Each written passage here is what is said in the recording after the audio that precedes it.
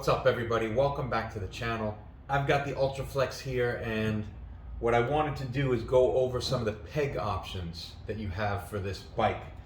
What I wanted to do was get a setup where my wife can ride two up with me, and I thought about whether I wanted her to sit behind me or sit in front of me, and I think the best option I came up with was for her to sit in front of me with some footrest pegs, and I'll show you why that is. So if my wife was going to sit with me on the seat behind me, it would be tough for her to get her feet down to here where there's a peg, if I can get one on there. I think I would be able to get one on there. But her legs are short, and I like to sit far back on the seat to be comfortable. So the positioning would have been strange. Her leg would have been kind of angled backwards in order to touch that peg, which was difficult for her to do anyway. So we decided on a front situation. Now, the first thing I wanted to do was try to get a peg on this dropout here, on this axle. But as you can see from the new suspension forks, the dropout does not leave a lot of room for like a regular axle peg. A screw-on peg I thought would have worked, but the way that that little dropout is shaped with that kind of curvy indentation, I couldn't get one down in there. It was hitting the sides here. It was hitting the sides on the way in. So I thought about maybe getting a skinnier nut on there. A skinnier nut first, and then as long as the screw peg hit at least half of the threads, I think it could have been fine. I didn't like that idea though. With this bike, I'm going a little faster. I'm hitting bigger bumps. I thought that was not smart. So I decided to go with these foldable footrest type pegs that you might find for a motorcycle. Now, the issue with this was, of course, there's always something. This tube for the forks is very wide. It's about 1 3/4 inches wide. Most of the motorcycle foot pegs that you find out there are made for pipes that are 1 1/4 inches. So I had to find something that I could feasibly get around this pipe without too much customization and metal work.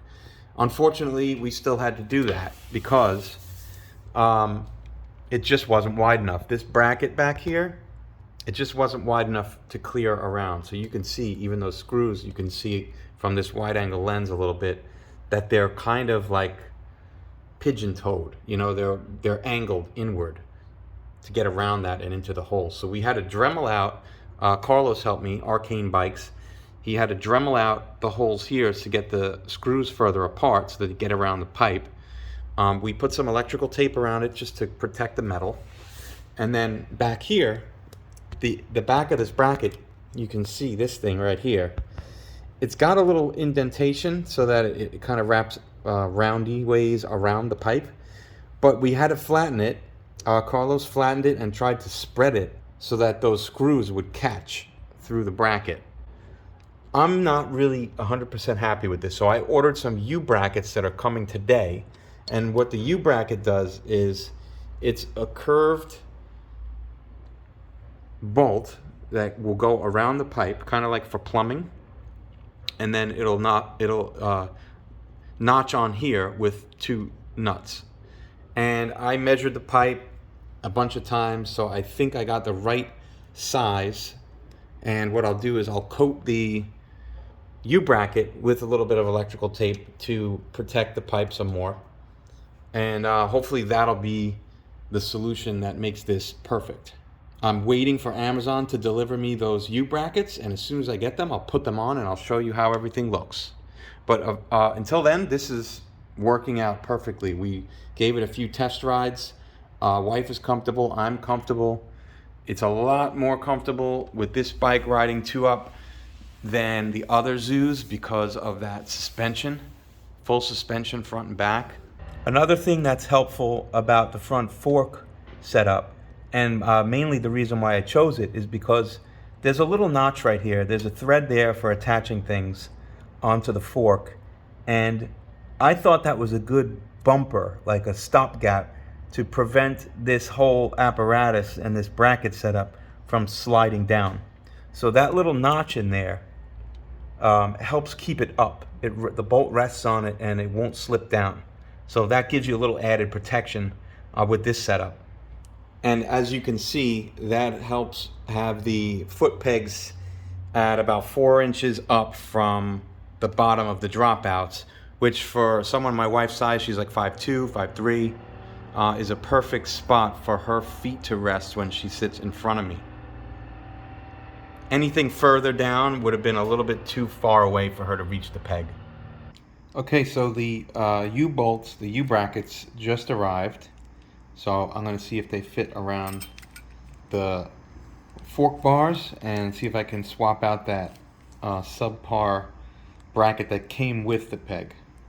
Make sure you give them a nice layer of like electrical tape there to protect the metal on your forks.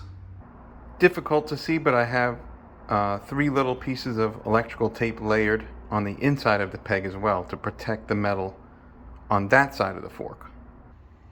As you can see, this U-bolts worked out absolutely perfectly.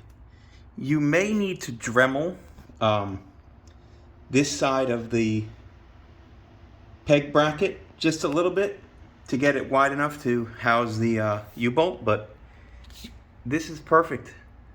Very happy. So that's it. I hope this video was helpful for you. If you're getting the Flex and you want to ride 2-up and you ride far back like me on the seat, I think the best bet is to get those front foldable pegs and just attach them onto your front fork. As always, thanks for watching. Make sure you like and subscribe. Tell your friends, tell your family, and tell your fucking grandma.